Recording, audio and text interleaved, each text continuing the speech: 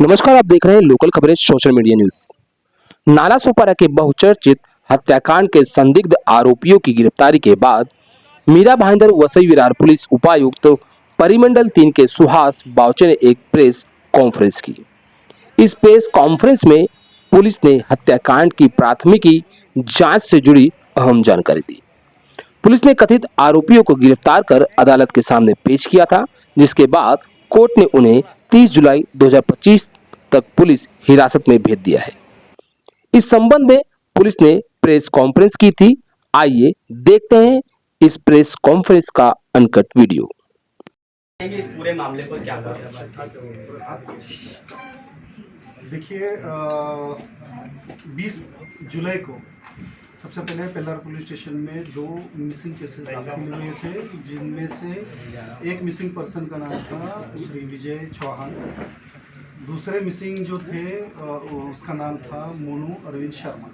तो ये दोनों की मिसिंग कुछ शाम के वक्त में 20 तारीख को दाखिल हुई थी।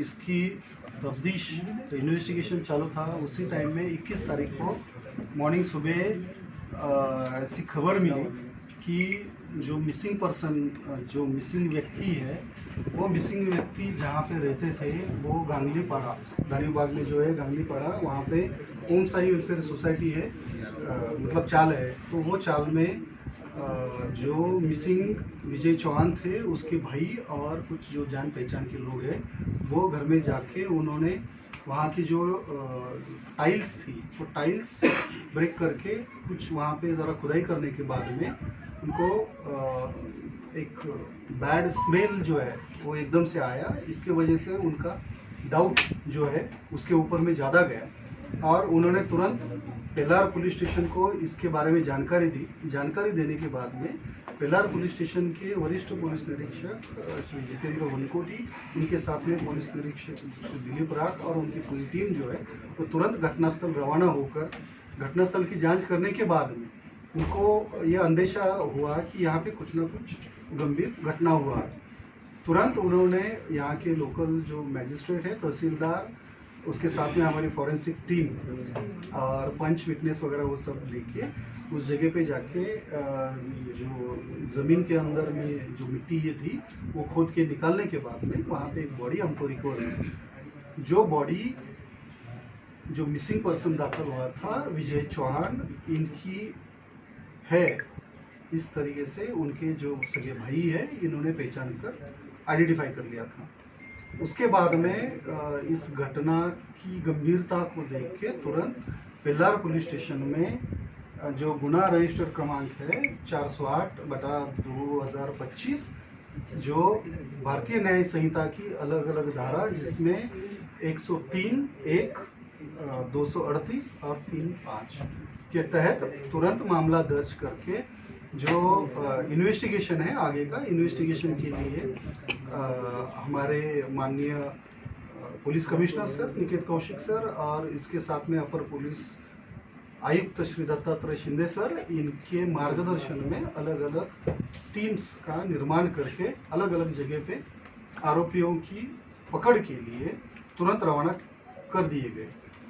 जिसके बाद दूसरे दिन जो हमारा कुछ टेक्निकल जो विश्लेषण था उसके हिसाब से पुनः, जिसमें एक हड़पसर करके एरिया है, वो जगह पर उनके होने का हमको कुछ अंदेशा हुआ।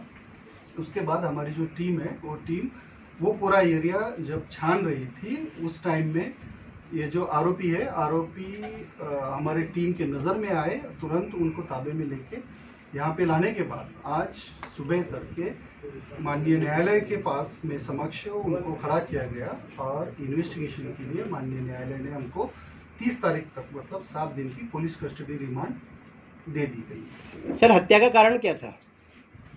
देखिए, जांच जो अभी प्राथमिक अवस्था में है, इसमें जो चीज़ें प्राथमिक रूप से सामने आ रही है उसमें जो इसमें मृतक है विजय चौहान, इनकी पत्नी श्रीमती चमन चौहान और इन्हीं के रूम के बगल में रहने वाला मोनू अरविंद शर्मा, ये दोनों के बीच में पिछले कुछ महीनों से जो नाजायज संबंध और जो प्रेम संबंध जो तैयार हुए थे और जिसके चलते जो मृतक विजय चौहान है उसके और उसकी पत्नी आरोपी चमन चौहान ये दोनों के बीच में, और जो यह दूसरा आरोपी है मोनू शर्मा, इसके माता पिता और मोनू शर्मा खुद, इनके साथ में काफ़ी बार अनबन झगड़ा इस तरीके से काफ़ी दिन से चल रहा था। और इसी के चलते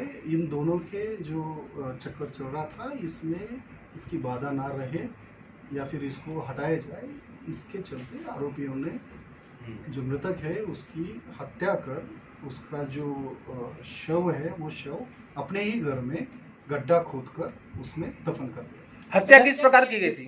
सर किस हथियार का उपयोग किया गया था या किस पद्धति से की गई? देखिए, हथियार और इसके बारे में जो है वो जब पोस्टमार्टम रिपोर्ट मिलेगा और उसके बाद में बाकी और इन्वेस्टिगेशन करने के बाद एक्चुअली में किस तरीके से और किस इससे हथियार से या और दूसरे किस तरीके से इसकी हत्या हुई है, इसके बारे में और स्पष्ट रूप से जानकारी।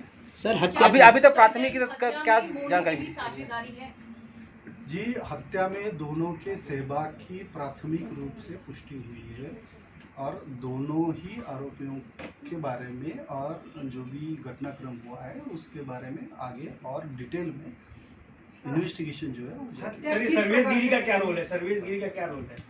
इसके मृतक के भाई ने आपको देखिए, जो अलग अलग फैक्टर्स या अलग अलग घटनाक्रम जो है वो घटनाक्रम की लिंक जब आप जोड़ोगे एविडेंस या कुछ पुरावे की दृष्टि से, तभी ये सब चीजें जो है वो सब चीजें क्लियर हो पाएगी। तो अभी ये जो प्राथमिक ही स्टेज पर अपना इन्वेस्टिगेशन है, जैसे जैसे ये पुलिस कस्टडी रिमांड में आगे इन्वेस्टिगेशन बढ़ेगा तो और भी काफ़ी सारी चीज़ें हैं उनकी स्पष्टता मिल रही है। हत्या करने के बाद जो चमन है वो कितने बेखौफ थी उसी घर में रहना, या उसके बाद कहाँ कहाँ गई, इसकी जानकारी तो देखिए, हत्या ये अंदाजन 5 और 6 जुलाई के बीच में हुई है और उसके बाद तकरीबन 12 से 14 दिन तक आरोपी जो महिला है वो उसी घर में एकदम नॉर्मल तरीके से रह रहे थे, जैसे कि मतलब कुछ हुआ ही नहीं।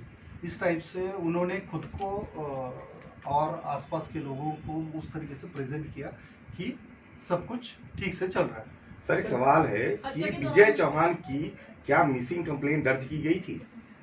वो तो मैंने शुरुआत में ही बताया। सर घर किसके नाम पे था? बच्चा कहाँ था? घर किसके नाम पे? बच्चा भी है वो। पुलिस क्या आप जो ये है वो बच्चा कहाँ था जिस समय हत्या हुई और बच्चे ने क्या जानकारी? देखिए, जब देर रात तो उनकी हत्या की गई उस टाइम में बच्चा उन्हीं के घर में था, कहीं बाहर नहीं था। और दूसरे दिन जब वो गड्ढा खोदकर उसमें ही कर रहे थे तो उस टाइम में कुछ देर के लिए वो जो बच्चा है वो अपने स्कूल गया और उसके बाद में फिर वो अपने घर पे ही रहा है। मृतदेह को कहाँ रखा गया था हत्या के बाद? हत्या के बाद में मृतदेह उन्हीं का जो सोने का पलंग है, मतलब जिसपे सोते हैं, वो जो बेड है, बेड के ऊपर में ही, मतलब उसके ऊपर में चादर वगैरह वो सब काफ़ी सारा कपड़ा वगैरह डाल के लपेट के वहीं पे रखा गया था। और ये सब काम होने के बाद, गड्ढा होने के बाद में फिर उसमें पुणे में कैसे पहचान हुई कि यहाँ पर वो औरत है या बच्चा है, कैसे उसको? देखिए, कुछ छोटी मोटी जो टेक्निकल चीज़ें होती है, जो चीज़ों के माध्यम से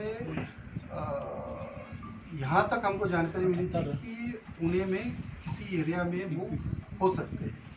अब वो अगर हमको वो थोड़ा सा लीड था, लेकिन उसके आगे बाकी कुछ भी लीड नहीं था। तो हमने हमारी जो पूरी टीम है वो पूरी टीम अलग अलग टुकड़ियों में बांटकर वो जो एरिया है वो एरिया पूरा हम स्कैन कर रहे थे, मतलब पूरा एरिया छान रहे थे। और ऐसी छानबीन करते वक्त में एक मेडिकल स्टोर के पास में ये जो 5 साल का लड़का है इनका, तो वो लड़का वहाँ पे स्पॉट हुआ। होने के बाद में जो हमारे PSI बोपले करके है, उन्होंने देखने के बाद थोड़ा सा उनको जैसे डाउट रहा हुआ। उसके बाद में थोड़ा सा इधर वो देखने के बाद ये जो आरोपी महिला है चमन चौहान, तो वो अपने सर के ऊपर में दुपट्टा ओढ़कर वहाँ से निकल रही थी।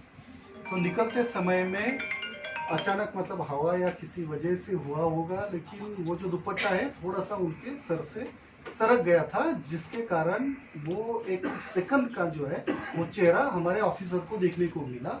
जिसके बाद क्योंकि हमारे उनकी तस्वीर जो थी हमारे ऑफिसर के पास थी, और तुरंत हमारे ऑफिसर ने वो बच्चा और वो आरोपी महिला है उनको तुरंत पहचान लिया। उन्हीं के साथ में ये जो दूसरा आरोपी है वो भी था, तो तुरंत हमारी टीम ने झपट कर उनको ताबे में ले लिया। इस हत्या को किस तरीके से अंजाम दिया गया? क्या किसी धारदार हथियार का इस्तेमाल किया गया है या ऑलरेडी इसके बारे में मैं बोल चुका हूं। मोनू शर्मा का बैकग्राउंड बताइए सर।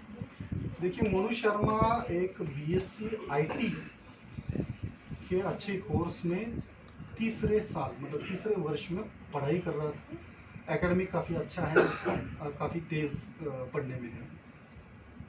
रेलवे के कितने सीसीटीवी फुटेज चेक किए गए इस मामले में? रेलवे के ये हत्या ये बता दिया ऑलरेडी 5 या 6 के बीच में ये रहा है।